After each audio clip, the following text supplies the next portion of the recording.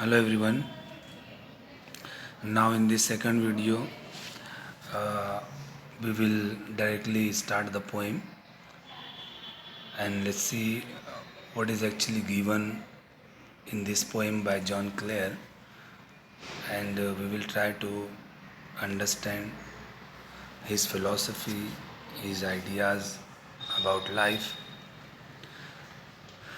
and basically this is a poem. It is written in the form of a poem, so our main purpose or our main target should be the appreciation of the poem, and then later on understanding the philosophical and the depth of the poem, so that we understand and we try to get the idea of this poem's real or true meaning.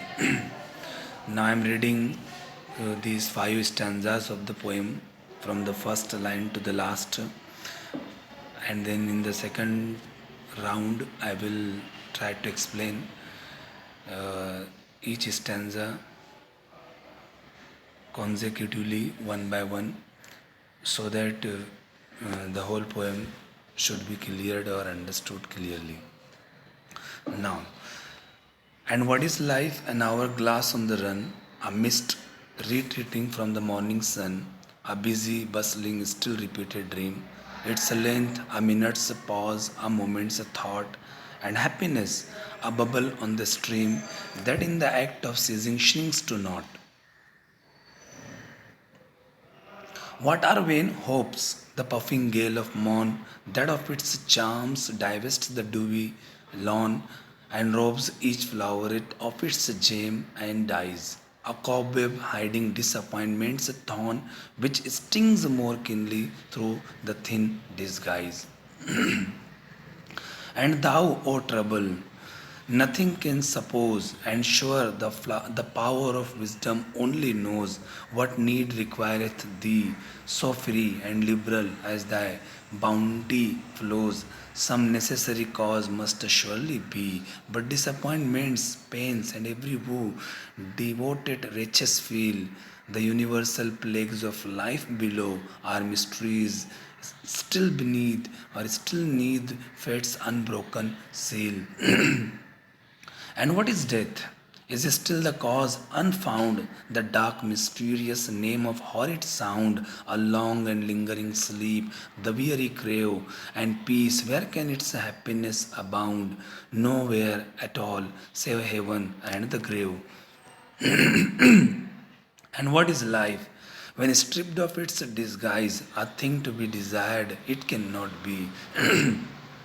Since everything that meets our foolish eyes gives proof sufficient of its vanity, it's but a trial all must undergo to teach unthankful mortals how to prize that happiness vain man's denied to know until he is called to claim it in the skies. So these are the 5 stanzas of the poem that we read only uh, in a flow. Now let's see what is the meaning of each stanza and how the whole poem is written very beautifully. That's why the poem is again and again re-evaluated and reconnected and put into the new contexts for all the new readers, and in this way the poem is maintaining its uh, timeless value, beauty, worth. Now let's see the meaning. The poem is starting with coordinating conjunction and then after that the poet is using question. It means the question is also one of the figures of speech.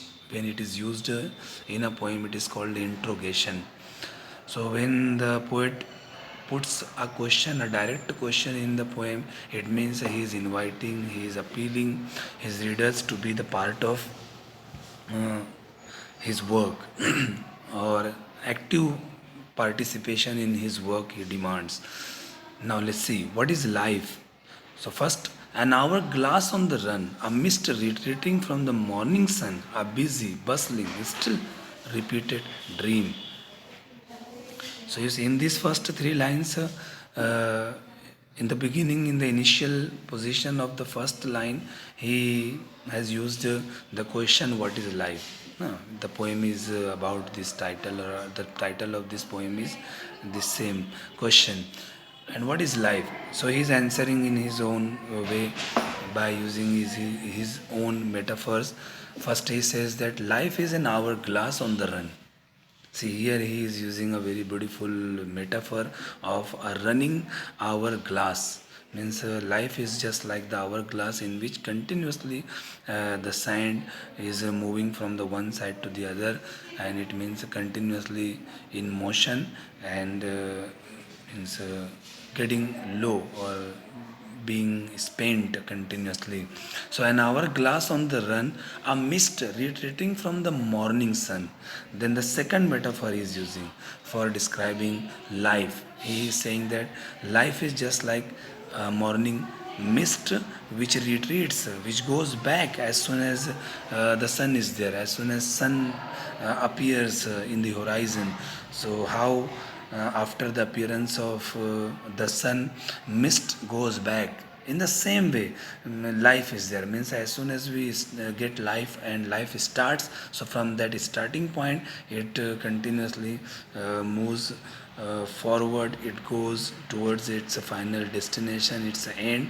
It never stops. It never takes a pause in between. So these two very beautiful metaphors are describing the same thing, as the running hourglass never stops, and the retreating mists never comes back or remains in one place after the coming of the sun. Then the third metaphor, a busy, bustling, still repeated dream. And you see, life is here like a dream. But what is the dream is, or what type of the dream is? The dream is full of busyness, full of a busy dream. Then a bustling means full of energy, full of noises, full of hustle and bustle that we call. So a busy, bustling, still repeated dream. And you see, life is the dream which continuously being repeated. Means life is never going off, going into out of existence forever. Means as soon as one life goes out of existence, then the other life comes out of it or somewhere else. So here it can be interpreted in these two ways. Means a life one by one continuously remains there. And then second, in this one life we do the same thing every day. So life is just like the dream which repeats every day, and which is full of busyness, which is full of bustling activities.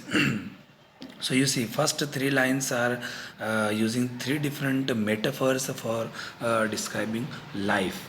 Now the next question, its length. If life is a running glass, or a running hourglass, or if life is a retreating mist, or life is a repeated dream, then how lengthy it is, how long it is? So answer is a minute's pause, a moment's thought. See, life in our mathematical way, we count in years, in months, or in days, or in time actually. So, so these on an average, we human beings live 50 years to 70 years.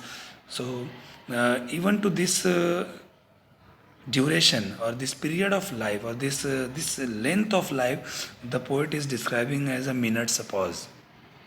Means even this 60 years or 70 years are just like a minute's pause, a moment's thought. So here we can compare this idea of the poet with the religious ideology about life. Religion says that after death, the life that you are going to get is eternal, is forever. So comparative to that life, this worldly life is just like a pause. It is just like a moment's thought. And then now the third question, and happiness. If life is there, if it is very short, so what is the purpose and what can we get? What is the outcome of such a short life or life that we have got? So, and happiness. So he is dealing with a very one after life, the next very important question, or you can we can call it a ethical question, that life is for what?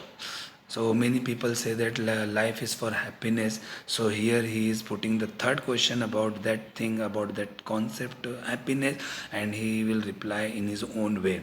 Let's see. And happiness. So you see, happiness according to John Clare is a bubble on the stream that in the act of seizing shrinks to naught. See, very nice and very beautiful image or metaphor he is using. So you see, happiness is just like a bubble on the stream. So you see, and that bubble is so delicate, so fragile, that as soon as you touch it, it goes to naught. It becomes nothing. It goes out of existence. So just like that bubble, we human beings get happiness. Very short, very fragile, and very soon it gets changed. So in this first stanza, the poet is dealing with three very important questions. First, about life. Second, it's longevity, it's length, means how long we get life and our life remains. Second question. And the third question, happiness. What is happiness? So all these three questions he has answered in his own way, and I hope you all might have understood the idea about the first stanza. Now, let's see the second stanza of the poem, which moves in the same way, just like the first one. As in the first stanza, he asked three different questions and provided the answer in his own way. Now, the fourth question, what are vain hopes? Vain here means unsatisfying. You see, we human beings know very well that wishes, hopes, desires are unsatisfying.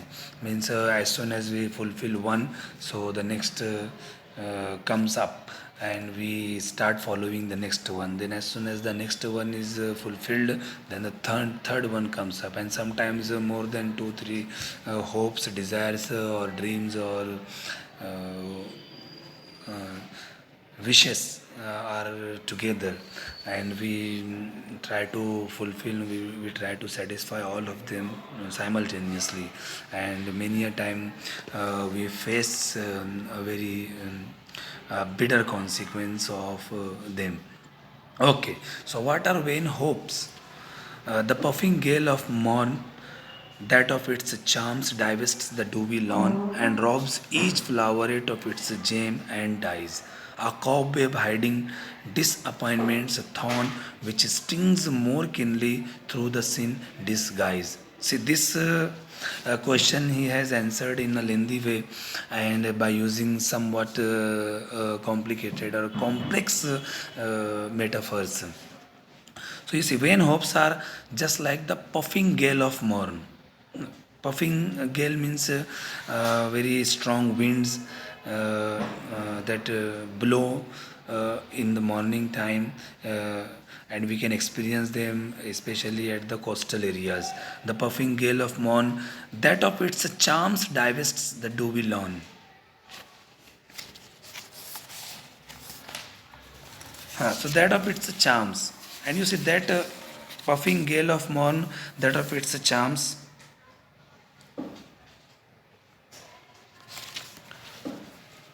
divest the dewy lawn. Divests here means undresses, means takes away the beauty, takes away the appearance, the beautiful appearance. So you see that puffing gale, that of its charms divests the dewy lawn. and robs each floweret of its gem. Means you see, hopes are just like that strong winds when they blow in the morning. So while blowing, they take with them the dust, the means harmful particles, and enter the beautiful lawns and undresses those lawns, and then robs each floweret of its gem. Gem here also means beauty, means that takes away the beauty of the flowers and then finally dies. So you see, hopes are just like that. Means hopes come and they create destruction, and they finally they also die. Means they don't remain with us. Then a cobweb hiding disappointment's thorn.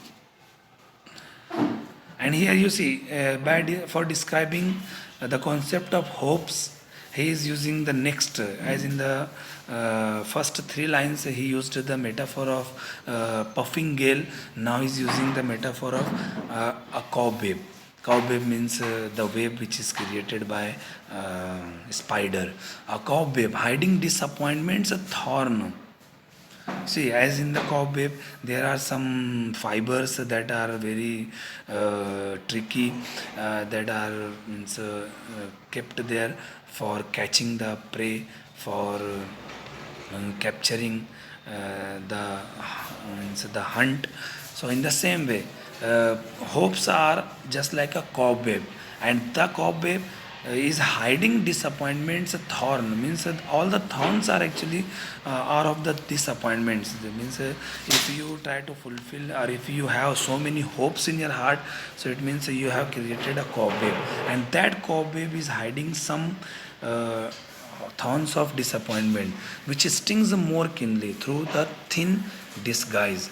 And you see, those thorns are so pricky, so means torturing, so painful, that when they sting you, so you will feel the sting very acutely, very acute, means pain you will feel.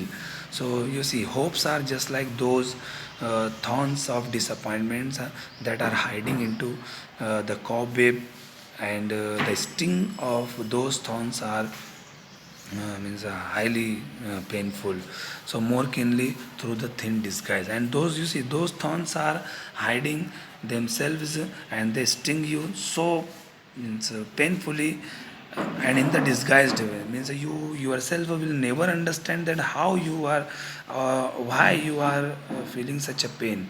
Actually, the pain is because of those hopes that you had in your heart. So you see, this second stanza is uh, about hopes, and for describing hopes, he has used two different metaphors, and the actions of those metaphorical things that he used, like the puffing gale, as the puffing gale destroys the dewy lawns, and destroys the beauty of the flowers, and finally itself dies, or themselves they die. And then the second metaphor he is using of a cobweb, and that cobweb is hiding so many thorns of disappointments, and those thorns are fully disguised, and they very keenly sting you, hurt you, torture you, or means that they create agony to you. That's why the poet has used some words like hiding, then disguise. It means your hope will create pain to you, but you will not be able to understand the cause of those pain. Actually, the pain is because of your hopes. So here indirectly the poet is trying to tell us that don't have so many hopes. Okay, now the third stanza deals with some other important things of life, or important elements of life. As you see, hopes are the part and parcel of life, and in the same way, he is talking about the troubles, about means the negative side of life, or part of life, component of life. But here I think I should take a pause, I should stop here. In the third video, I will cover the remaining stanzas and finish the poem. And I would like to make an appeal to you that if you like the video, if you understood the lines explained by me, so put your comments in the comment box.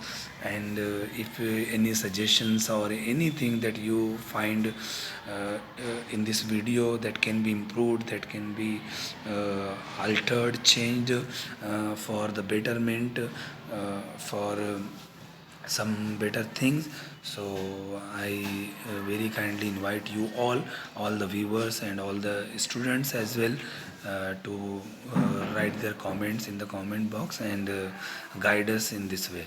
Thank you very much. Thank you for watching this whole video also.